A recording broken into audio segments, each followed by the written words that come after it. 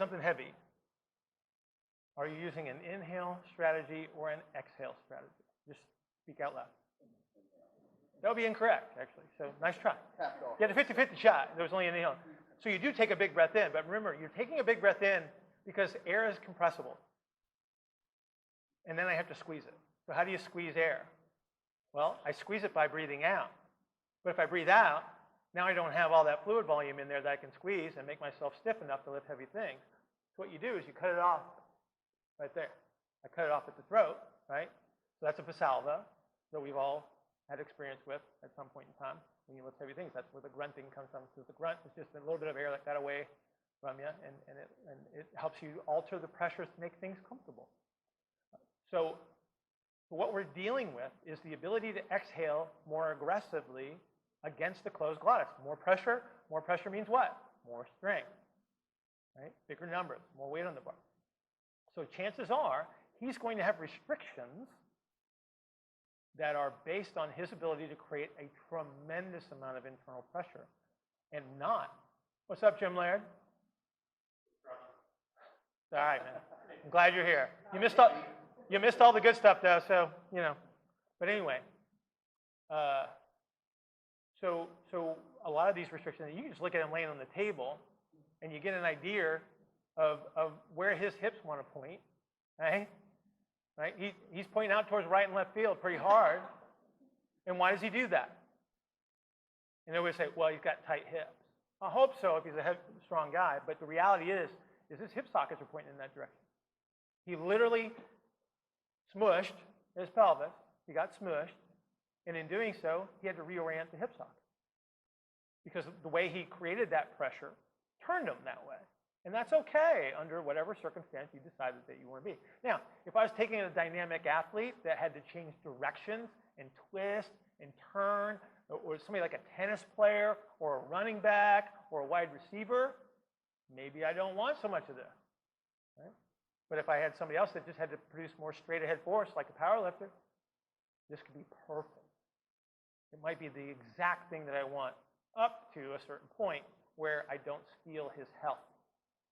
And that's what we got to figure out. Okay. So can I move you around? Okay. Can you just relax for me? Are you able to breathe laying flat like that? Okay. So I'm just going to move you, but if something hurts, you got to say yes or no. And so I need you to think like a normal human being when we talk about discomfort and stuff, because you're used to a certain amount of it. Yeah, don't do that. No butt clenching allowed, even though you're already clenching your butt. So I'm just going to move you around. So bend your knee for me. So here's my guess. Because he's a good exhaler, I won't be able to get his knee close to his chest. Because remember, he's trying to do this against weight all the time. So he's trying to deadlift, squat. He wants his leg to be as straight as possible, as hard as he possibly can. So if I try to compress him this way, you can see everything start to move. And you feel that resistance. Am I hurting you? No. Okay. All right. And yeah, I wanted to move that one first to get an idea of where we're at. Okay. So again, don't let me hurt you because I got to reach across. So I don't want to block this. So right away. So as soon as I get him to here, you see how that knee wants. So he didn't want me to go up there, right? And that's it. That's all we have. Okay. That's it. So his ability to exhale stops him here. Now, that could be advantageous. Think about it. So if I have to squat to parallel in the meet, and my body literally stops me there, it's like a built-in squat suit, isn't it? Yeah, exactly. But so that's an advantage from a performance standpoint. So if I steal that motion, great job. Less energy required to find your point of parallel and then to reverse it. But if I want to move and move with comfort, I need to eliminate that constraint. So now I know that I have an exhalation strategy going on here, which is no surprise. He's a big, strong guy. But now we got to select activities that will help him restore his ability to inhale better or enough to give him enough motion to local load and tension on certain places that he experiences as pain. Because again, I can't predict what will work for him. There's no way for me to tell. And so you did both legs. His left leg didn't go up as far. Right. This one went a little bit farther than that one did, but it wasn't as drastic as correct. Yeah. So he's bumping into limitation on that side, not as much on this side, but both are limited. But again, I don't know which one is right, which one is good yet. But I know what I want to do is I want to enhance his ability to expand. I want to unsmush him through the pelvis. And so we can just pick an activity that would do that. Would you still check his IR/ER with that problem, or since this is the pattern? I did. I did, right? Just in that flexion you saw. Yeah, so lay your legs out straight. Okay, and let's just get you to relax for a second, Bo. So he's going to default into something, right? Like he's going to tell me what he's really good at. How's his IR with his legs straight? Not very good. Done. Right? You know, and again, he might have, but all I got to do is I can just roll and I can kind of feel that. I mean, you can measure it any way you want because I don't care how anybody measures. I don't care what tests you find valuable. It doesn't matter to me at all. What matters to me is that you make a good decision, you intervene, and then you recheck to see if you acquired the intent. That's all that matters to me. I'm not married to a test or a sequence or anything like that. Because what if you get somebody that, for me, because I do work in this, nobody comes to me because they like me. They come to me because they have a problem, right? And so it doesn't matter how I do it as long as they walk out and they go, that was great, thanks a lot. That's my goal. I don't care how you do stuff. I don't care whatever you choose to do. I don't care what your thought process is. I want you to get an outcome. But there has to be some sort of a test. Sure. So you know what? If we were in the gym, I'd say squat. Seems logical. That's where he feels it. And maybe I can pull some information from that. The reason I put him here is because it's easier to see. Because the stuff I would see when we do stuff dynamically is different from what all you guys would see if we do something dynamically. Because we all see different stuff based on whatever our experience might be. That's why you have a model in your head about how you do stuff. Whether it's right or whether it's wrong, it doesn't matter. Does it work? Then I'm cool with it. If it doesn't work, then we need to do something else. And I know what his predominant strategy is.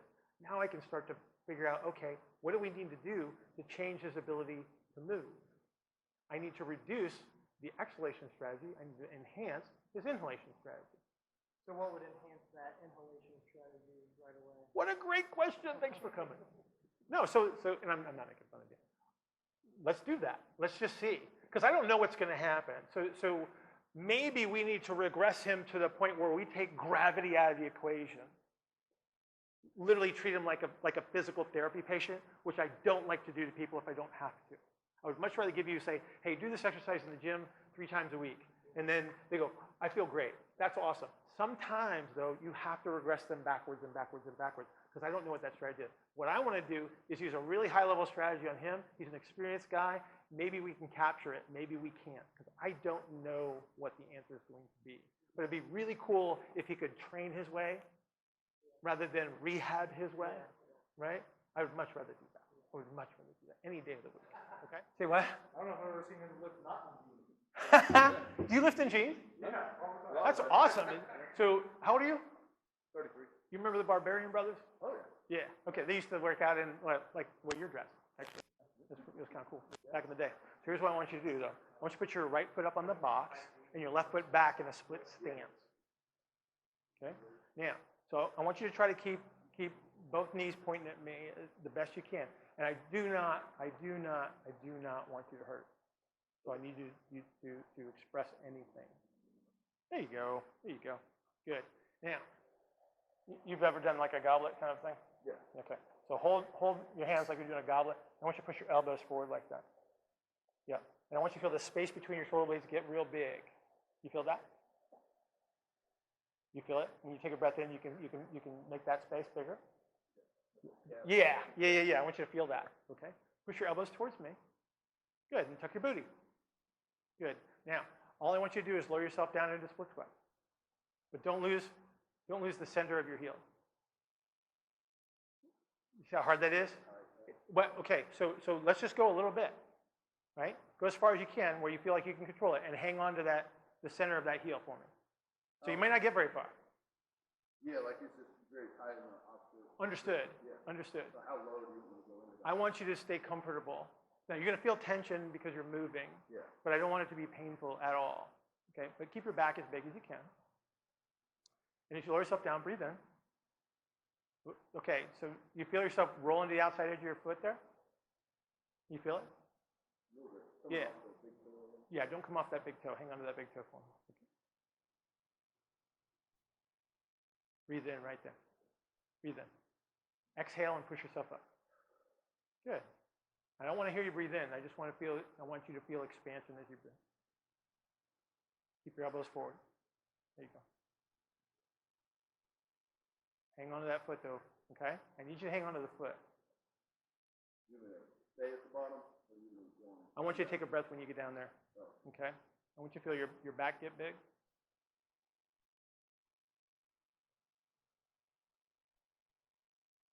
Good. Try again. So you can see how hard this is for him to stay in line.